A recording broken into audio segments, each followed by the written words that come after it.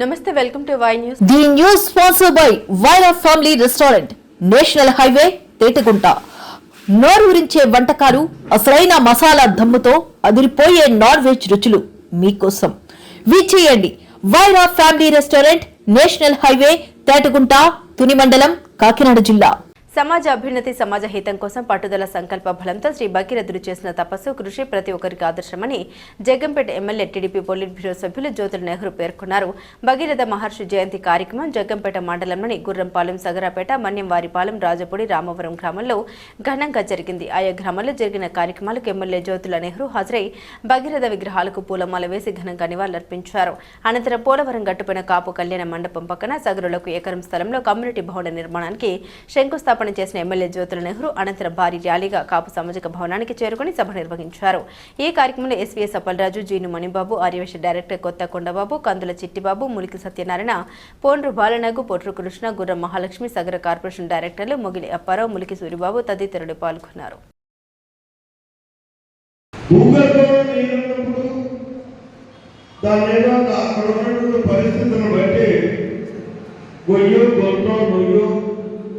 ఏదో తీసుకుంటాం బతకాలి కాబట్టి బతకడానికి వేరే ప్రయాసాలు ఎక్కడ నీరు దొరికితే అక్కడికి వెళ్ళి నీరు తాగి జీవించేటటువంటి ఆనాటి సాంస్కృతిక విధానంలో ఈ మహనీయుడు ఆలోచన చేశాడు. భగీరథుడంటే ఋషిపుంగవుడు. కులం ఏ కులంలో పుట్టినా ఆయన పుట్టుకతోటే కారణ జరుగుతుంది. ఆలోచన చేసి ఈ మానవాళికి కానీ ప్రపంచంలో ఉన్నటువంటి యావత్ జీవరాశులకి కూడా నీరు అన్నది బతకడానికి చాలా అవసరమైనది కాబట్టి దాన్ని సంపూర్ణంగా మనం తీసుకురావాలి అని ఆలోచన చేసి మొట్టమొదట పాలనకి దేవతలను దేవుళ్ళు తీసుకుని బ్రహ్మ సృష్టించేస్తాడు జీవరాశి. ఆ జీవరాశులు బతకడానికి అవకాశాలు కల్పించగలిగేటటువంటి మాయనుడు విష్ణు. ఆ విష్ణువు దగ్గరికి వెళ్ళండి. వెళ్తే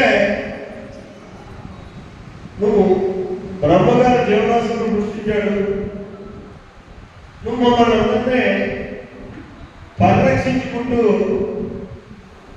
మంచి ఇది చేస్తావు, కానీ మాకు అతి కీలకమైనటువంటి బతకడానికి సంపద సృష్టించుకోవాలనుకున్నా, ఆహారం ఏర్పాటు చేసుకోవాలనుకున్నా, మేము ప్రాణాలు నిలుపుకోవాలనుకున్నా మాకు కావాల్సింది నీరు. ఆ నీరుని సమృద్ధిగా ఇచ్చేటటువంటి కార్యక్రమాన్ని చెయ్యమయ్యా అని చెప్పి విష్ణువుని అభ్యర్థిస్తే దానికి సమర్థుడు నేను కాదు, దానికి సమర్థుడు బంధించి కూర్చున్నటువంటి బోడాశంకరుడు శివుడు ఉన్నాడు. శివుడి దగ్గరికి వెళ్ళవయ్యాను, శివుడు ఇస్తాడు అని చెప్పేసరి మహావిష్ణువు చెప్పినటువంటి నాకు ఇవ్వలేకపోయినా ఇచ్చే దారిని చూపెట్టాడు. అది పాలకుడుగా పెత్తనం చేశాడు.